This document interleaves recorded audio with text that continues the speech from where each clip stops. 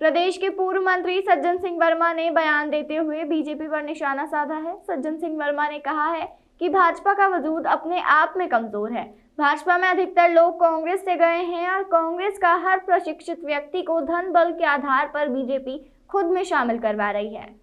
UP चुनाव पर बयान देते हुए सज्जन सिंह वर्मा ने कहा कि यूपी में प्रियंका गांधी बड़ी शिद्दत के साथ लगी हुई हैं। मैं लड़की हूं, लड़ सकती हूं का नारा काम आ रहा है। हालांकि कांग्रेस के नेतृत्व पर सज्जन सिंह वर्मा ने कहा कि सोनिया जी के बाद राहुल जी और प्रियंका जी है और जिस परिवार के बलिदान का इतना लंबा इतिहास हो उससे अलग हटकर हम अपनी कल्पना नहीं कर सकते। देखिए, अभी भी मेन चेहरा है। देखिए, सोनिया जी के बाद राहुल जी, प्रियंका गांधी।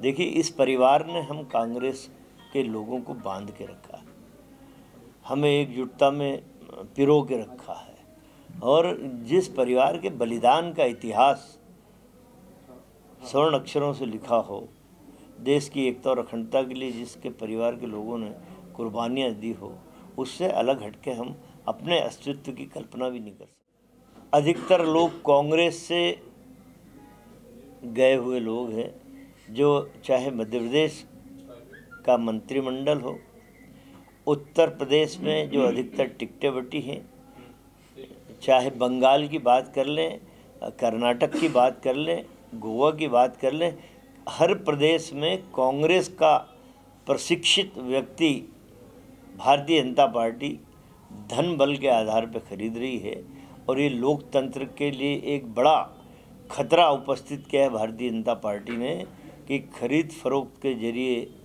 धन बल के आधार पर सरकारें बनाना, सरकारें गिराना और मानव जीवन को खरीदना, ये लोकतंत्र के लिए कभी अच्छा नहीं रहेगा। वहीं शिक्षा मंत्री मोहन यादव के बयान पर सज्जन सिंह वर्मा ने कहा कि शिक्षा मंत्री मोहन यादव ने जो ट्वीट किया है उसकी भाषा शैली गोडसे के वंशजों के समान है, जिनकी पीढ़ियों ने कभी स्वतंत्रता संग्राम में हिस्सेदारी नहीं निभाई, वह आज महापुरुषों पर उंगली उठा रहे हैं। सज्जन सिंह वर्मा ने कहा कि उनके जैसे कीड़े मकोड़े नहीं जानते स्वतंत्रता का इतिहास कितने बलिदानों से लिखा गया है। यह कीड़े मकोड़े महात्मा गांधी के पैर की धूल के बराबर भी नहीं है। देखिए, ये शिक्षा मंत्री हैं, शायद मेरा ख्याल है इस मध्य प्रदेश के शिक्षा मंत्री मोहन यादव जी हैं। राष्ट्रपिता के अस्तित्व को नकारना, इंदिरा जी के, राजीव जी के अस्तित्व को नकारना, ये वो लोग हैं जो नाथूराम गोडसे के वंशज के, मतलब कोई भी व्यक्ति इनकी भाषा सुन ले तो वो खुद कहेगा कि गोडसे के वंशज के लोग हैं, जिनकी पीढ़ियों ने कभी स्वतंत्रता के संग्राम में अपनी हिस्सेदारी नहीं करी हो, वो लोग आज उन महान आत्माओं पे उंगली उठा रहे हैं। ये कीड़े मकोड़े क्या जाने कि भारत की स्वतंत्रता का इतिहास कितने बलिदानों से लिखा हुआ है।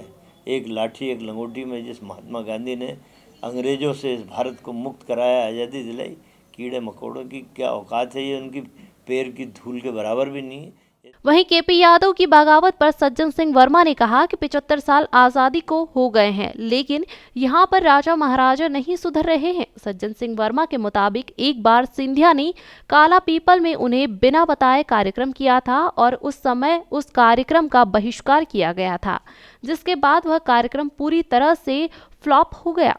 कांग्रेस संपर्क नहीं, वो तो कांग्रेसी आदमी है केपी यादव। तो प्रताड़ित होकर, सिंधिया जी की प्रताड़ना से प्रताड़ित होकर तो वो बीजेपी में गया। वो छोटा सा कार्यकर्ता था सिंधिया जी का, कांग्रेस का। अब देखिए, राजा महाराजा अपना चरित्र बदल क्यों नहीं रहे हैं? ये 75 साल आज़ादी के हो गए। इस लोकतंत्र में अब राजा महाराजागिरी चलती नहीं है। आप उस बेचारे केपी यादव जो चुना हुआ सांसद है, स्वयं ज्योतिराज सिंधिया को हरा के आया है, आप उसके क्षेत्र में हस्तक्षेप कर रहे हैं, बिना उसकी जानकारी के आप दौरा कार्यक्रम कर रहे हैं।